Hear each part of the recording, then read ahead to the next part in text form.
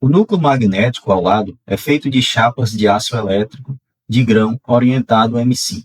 O enrolamento é excitado com uma tensão de 60 Hz, produzindo no aço uma densidade de fluxo B igual a 1,5 seno de ômega-T, em que ômega é aproximadamente igual a 377 rads por segundo. O aço ocupa 0,94 da área da seção reta. A densidade de massa do aço é 7,65 gramas por centímetro cúbico. Encontre item A, o fator de potência, item B, as correntes de excitação, de perda e de magnetização do núcleo, e o problema pede para utilizar os resultados do exercício anterior, que são exatamente esses que estão destacados aqui na imagem. Item A, fator de potência. Conhecidas as potências aparente e ativa, é possível determinar o fator de potência rapidamente. Sabemos que a potência ativa consumida no circuito magnético, ela é igual ao fator de potência vezes a potência aparente, ou seja, a potência total injetada no circuito. Desse modo, se dividirmos a potência ativa sobre a potência aparente, conseguimos determinar o fator de potência para esse circuito operando nas condições fornecidas. Potência ativa é igual a 15,1 e a potência aparente igual a 18,9. Desse modo, temos que o fator de potência é aproximadamente igual a 0,80, atrasado ou indutivo, já que o nosso circuito é um circuito indutivo. Então, esse foi o item A. O item B pede as correntes, especificamente as correntes de excitação, corrente de perda no núcleo e corrente de magnetização. Antes de continuar, é importante compreender, de fato, quem são essas correntes e quais as influências delas no funcionamento do nosso circuito. Então, imaginem o meu circuito magnético de excitação única, N-espira. Essa corrente que é fornecida ao enrolamento, ela é denominada de corrente de excitação. Ela representa o valor de corrente total que é fornecido ao enrolamento. Essa corrente de excitação, ela pode ser decomposta em duas parcelas. Uma corrente de magnetização mais a corrente de perda do núcleo, destacando que se trata de uma soma fasorial de correntes. Então, mais uma vez, a corrente de excitação é a nossa corrente I total do circuito, ela é responsável pela potência total fornecida ao meu circuito. Então, quando eu calculo a potência total do circuito, eu multiplico a tensão de alimentação pela corrente de excitação. Desse modo, eu tenho a potência total injetada no circuito. A corrente de magnetização representa a parcela da corrente de excitação que, de fato, produzirá o fluxo magnético de operação do circuito. Essa corrente de magnetização, ela não dissipa nenhuma energia. Ela está associada à energia que a cada meio ciclo é fornecida ao circuito e no meio ciclo seguinte é devolvida à fonte. Já a corrente de perda é a fração da corrente de excitação responsável pelas perdas no núcleo.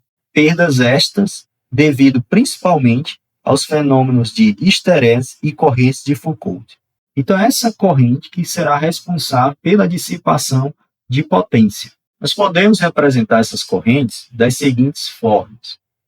Vou representar aqui um diagrama fasorial.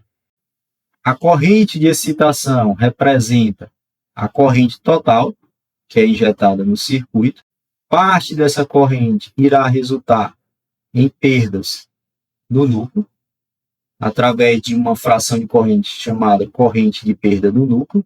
E a outra fração da corrente de excitação será responsável pela magnetização do núcleo, será responsável por produzir o fluxo magnético de operação do circuito.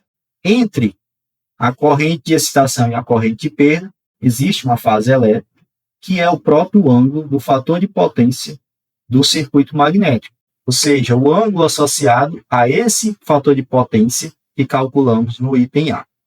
A corrente de perda do núcleo, ela está em fase com a tensão de alimentação, com a tensão de entrada, enquanto que a corrente de magnetização está em fase com o fluxo magnético do circuito.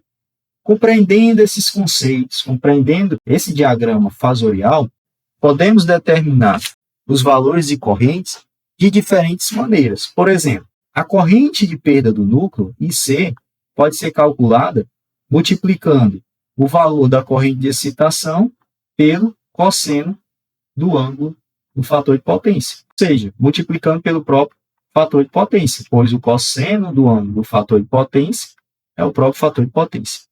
Já a corrente de magnetização pode ser calculada multiplicando o valor da corrente de excitação vezes o seno do ângulo do fator de potência do circuito magnético.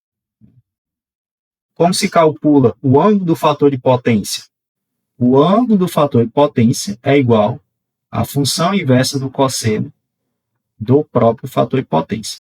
Outra relação que podemos utilizar: a potência total injetada no circuito, em termos de valores eficazes, é igual à tensão de entrada vezes a corrente de excitação. Então, se eu conheço a potência total do circuito e a tensão de alimentação, consigo determinar o valor da corrente de excitação. Então, desse modo, eu posso determinar o valor da corrente de excitação e, conhecendo esse valor e o ângulo do fator de potência, determinar as demais correntes. Outra forma, em termos de potência, a potência dissipada no núcleo ela é igual à tensão de alimentação vezes a corrente de perda do núcleo. Então, se eu já conheço a potência de perda no núcleo e a tensão de entrada, eu consigo determinar a corrente de perda do núcleo. Outra relação muito útil é que, fasorialmente, a corrente de excitação, ou melhor, o módulo da corrente de excitação ao quadrado é igual ao módulo da corrente de perda ao quadrado mais o módulo da corrente de magnetização ao quadrado. Então, existem diferentes relações que vocês podem utilizar para determinar esses valores de corrente. Como explicado, a potência total do circuito é igual à tensão de entrada vezes a corrente de entrada. Potência total eu calculei no exercício anterior, a tensão de entrada eu conheço também do exercício anterior e a corrente de entrada do meu circuito, a corrente total, é a própria corrente de excitação. Assim, a corrente de excitação pode ser calculada dividindo o valor de potência total sobre tensão de entrada. Com isso, eu tenho que a corrente de excitação é igual a 18,9 sobre 187,9. Logo, a corrente de excitação é aproximadamente igual a 0,1 ampere, ou seja, 100 miliampere. Já a corrente de perda pode ser determinada através da potência dissipada no núcleo, é igual à tensão de entrada vezes a corrente de perda do núcleo. Assim, a corrente de perda no núcleo é igual à potência dissipada no núcleo sobre a tensão de entrada. Logo, a corrente de perda no núcleo é igual a 15,1 sobre 187,8. Portanto, a corrente de perda no núcleo é aproximadamente igual a 80 mA. Já a corrente de magnetização posso determinar através da seguinte soma de quadrado. Corrente de excitação ao quadrado é igual a corrente de magnetização ao quadrado mais a corrente de perda do núcleo ao quadrado. Assim, temos que a corrente de magnetização é igual à raiz quadrada da corrente de excitação ao quadrado menos a corrente de perda no núcleo. Desse modo, a corrente de magnetização é igual à raiz quadrada de 0,1 ao quadrado menos 0,08 ao quadrado. Logo, a corrente de magnetização é aproximadamente igual a 60 mA. Com isso, concluímos mais um exercício.